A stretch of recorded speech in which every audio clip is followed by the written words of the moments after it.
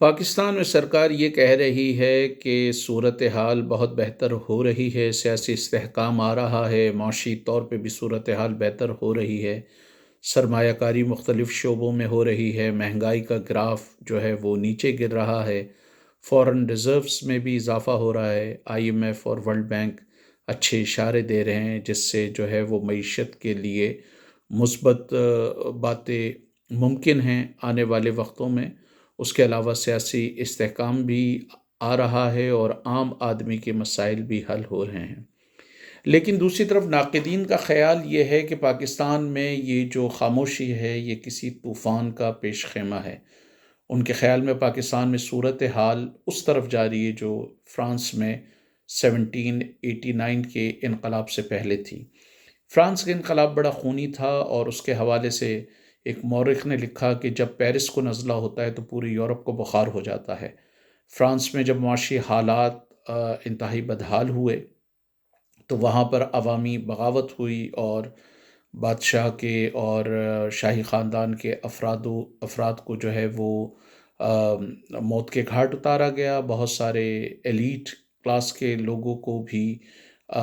جو ہے وہ ان کا بھی انجام بہت بھیانک ہوا، اور کہا جاتا ہے کہ پاکستان کی طرح فرانس کی بھی اشرافیہ کو یہ زوم تھا کہ جی ہر چیز صحیح ہے اور ہر چیز بہت بہتر چل رہی ہے۔ 18ویں صدی میں فرانس جو ہے وہ برطانیہ کے بعد یورپ کا سب سے طاقتور ملک تھا۔ معاشی طور پر وہ اس کی جو طاقت تھی وہ برطانیہ کے بعد تھی، عسکری طور پہ بھی بڑا وہ طاقتور تھا۔ 28 ملین اس کی آبادی تھی، لیکن 28 ملین کی آبادی میں 2 لاکھ کے قریب جو نوبلز یا کلیرجی مین تھے، جو اشرافیہ کے لوگ تھے اور جو مذہبی طبقات کے لوگ تھے، انہوں نے فرانس کی 2 اسمبلیوں پہ قبضہ کیا ہوا تھا، جس میں ایک نوبلز کے لیے تھی، نوابوں کے لیے یا اشرافیہ کے لیے، اور دوسری کلیرجی مین یا مذہبی طبقات کے لیے تھی۔ تھرڈ اسٹیٹ میں جو ہے وہ لوگ جو تھے ان کی بھی، حالانکہ وہ عام لوگوں کے نام سے وہ اسمبلی تھی، اس میں ان کی تقریباً 300 کے قریب تعداد تھی، لیکن اس میں بھی زیادہ تر مڈل کلاس کے لوگ تھے۔ عام آدمی کا راستہ بالکل بند تھا، اور تھرڈ اسٹیٹ نے پھر یہ ڈیمانڈ کیا کہ جی اس کی تعداد بڑھا دی جائے، 600 کے قریب کر دی جائے۔ تو پاکستان کی طرح وہاں پر بھی اسمبلی میں یا ایوان اقتدار میں عام آدمی کا داخلہ ایک طریقے سے ممنوع تھا۔ جس طرح آپ پاکستان کی اسمبلی میں دیکھیں تو شاید آخری غریب آدمی جمشید دستی تھا، اور وہ بھی غریب اس سینس میں کہ وہ لکھ پتی تھا، ورنہ تو پاکستان میں ارب پتیوں سے کم بات نہیں ہوتی، چاہے بلاول بھٹو زرداری صاحب ہوں، چاہے شریف فیملی ہو، چاہے عمران خان کی پارٹی کے بہت سارے لوگ ہوں، سارے کے سارے تقریباً بڑی تعداد میں لوگ ارب پتی ہیں یا کروڑ پتی ہیں۔ تو غریب آدمی کا تو سوال ہی پیدا نہیں ہوتا کہ 300 سے زیادہ اراکین کی جو اسمبلی ہے اس میں بمشکل ہی اگر آپ مائکروسکوپ لے کر دیکھیں تو آپ کو شاید کوئی غریب نظر آئے۔ بالکل اسی طرح جس طرح یہ لیجسلیشن کرتے ہیں، قانون سازی کرتے ہیں، اس میں بھی ایک عام آدمی کے مفادات کا تحفظ نہیں رکھا جاتا۔ فرانس میں بھی یہ تھا کہ وہاں پہ اشرافیہ جو ہے وہ ٹیکس دینے کے لیے تیار نہیں تھی، کلیرجی ٹیکس دینے کے لیے تیار نہیں تھی، کسی طرح کی آڈیٹنگ کلیرجی نہیں چاہتی تھی، وہاں کا جو مذہبی طبقہ ہے وہ کسی طرح کا بھی ٹیکس دینا نہیں چاہتا تھا۔ پاکستان میں بھی یہی صورتحال ہے۔ پاکستان میں بھی جاگیردار ٹیکس نہیں دیتے، چاہے وہ یوسف رضا گیلانی صاحب یا ان کی ٹیکس کی تعداد بہت کم ہے، چاہے وہ سندھ میں پیر پگاڑا صاحب ہوں، گھوٹکی کے مہر ہوں، یا آپ کے یہاں پہ غلام مصطفیٰ کھر صاحب کا خاندان ہو، یوسف رضا گیلانی صاحب کا خاندان ہو، مختوموں کا خاندان ہو، شاہ محمود قریشی صاحب کا خاندان ہو، نواز شریف صاحب کی اپنی جو زرعی زمینیں ہیں، یا شریف خاندان کی جو اپنی زرعی زمینیں ہیں، اسی طرح بلاول بھٹو زرداری یا آصف علی زرداری یا بھٹو خاندان کی جو اپنی زرعی زمینیں ہیں، یا مخدوم طالب المولا اور دوسرے بڑے جاگیردار یا چار سدہ کے جاگیردار اور ڈیرہ مراد جمالی کی جاگیردار، ذرا ان کا اٹھا کے دیکھیں کہ ایگریکلچر ٹیکس کتنا ہے۔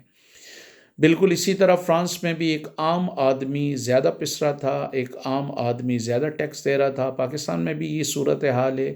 جو انتہائی غریب مزدور ہیں ہمارے مڈل ایسٹ میں، وہ آپ کے بجٹ کا ایک اچھا خاصا حصہ دیتے ہیں۔ $20 بلین سے زیادہ آپ کی جو ہے وہ ریمیٹنسز آتے ہیں، اور ہماری اشرافیہ کو $17 بلین سے زیادہ جو ہے وہ سبسڈی سرکار دیتی ہے۔ بالکل اسی طرح فرانس میں بھی ناقدین کا خیال ہے کہ جو اشرافیہ تھی ان کو سبسڈیز دی جاتی تھی، اور ان کو ایک طریقے سے ریاست پال رہی تھی۔ عام لوگوں سے ٹیکس لیا جاتا تھا، اور وہ ٹیکس بھلے وہ جتنے پسرے ہوں وہ ٹیکس اس صورت میں بھی لیا جاتا تھا۔ پاکستان کی طرف فرانس میں بھی ماحول نے اور ماحولی تبدیلی نے بڑا اہم کردار ادا کیا۔ 1780 کی دہائی میں جو طوفان آیا، جو وہاں پہ برف باری ہوئی، وہ فرانس کی تاریخ کی شدید برف باریوں میں شمار ہوتا ہے۔ بلکہ کچھ مورخین کے خیال میں جو طوفان آیا وہ تاریخ کا بدترین طوفان تھا۔ برف باری جو ہوئی وہ بدترین برف باری تھی، اور اس برف باری کی وجہ سے جو ہے فصلیں بھی خراب ہوئیں، راستے بلاک ہوئے، اور جو دریا تھے وہ فروزن ہو گئے، منجمد ہو گئے، جم گئے۔ جب دریا منجمد ہو گئے تو اس کا مطلب ہے کہ واٹر مل نہیں چل پائیں۔ جب واٹر مل نہیں چل پائیں تو اس کی وجہ سے جو گرین تھا اس کو گرائنڈ نہیں کیا جا سکا، پیسا نہیں جا سکا، جس کی وجہ سے روٹی نہیں بنائی جا سکی، بریڈ نہیں بنائی جا سکی، اور جو بریڈ بنی بھی وہ سڑکوں کے کم ہونے کی وجہ سے، سڑکوں کے بلاک ہونے کی وجہ سے اس کو شہروں میں سپلائی نہیں کیا گیا، جس کی وجہ سے وہاں بڑے پیمانے پہ لوگوں کو فاقہ کشی کا بھی سامنا کرنا پڑا۔ پاکستان کا بھی یہی حال ہے کہ پاکستان کا شمار ان ممالک میں ہے جو عالمی ماحولیاتی تبدیلی سے بری طرح متاثر ہوں گے، اور خدا نخواستہ یہاں پر اگر کوئی بڑا قحط آیا، بڑا سیلاب آیا، جیسے کہ ماضی میں بھی آئے ہیں، اور معاشی بدحالی پڑی، تو ایسے میں عوام کا پارہ انتہائی ہائی ہو سکتا ہے۔ پاکستان کی طرف فرانس میں بھی مہنگائی بہت تھی، اور پاکستان کی طرح فرانس کے بھی حکمرانوں نے مارکیٹ کو اس لیے اوپن کیا تھا کہ ان کا خیال یہ تھا کہ جو فرانسیسی کرنسی کا 15 پیسے ہے اس میں روٹی یا بریڈ کے ان کو ایک ٹکڑا مل جائے گا، لیکن وہ ایک ٹکڑا 50 جو ہے وہ جو لوکل کرنسی سو تھی اس کے میں چلا گیا۔ پاکستان اس میں بھی 60% سے زیادہ جو مزدور اپنی ویجز تھے وہ کھانے پینے میں استعمال کرتے تھے، اور پاکستان میں جس تیزی سے بجلی کا بل بڑھ رہا ہے، یوٹیلیٹی کا بل بڑھ رہا ہے، کھانے کی اشیاء بڑھ رہی ہیں، کھانے کی اشیاء کے دام بڑھ رہے ہیں، اس میں یہ خدشہ ہے کہ ایک وقت ایسا آئے گا کہ عام آدمی کی دسترس میں کھانا بالکل نہیں ہوگا، اور ایسی معاشی بدحالی سے عوام کا پارہ ہائی ہو سکتا ہے۔ اس پر ہم مزید تبصرہ جاری رکھیں گے پارٹ 2 میں۔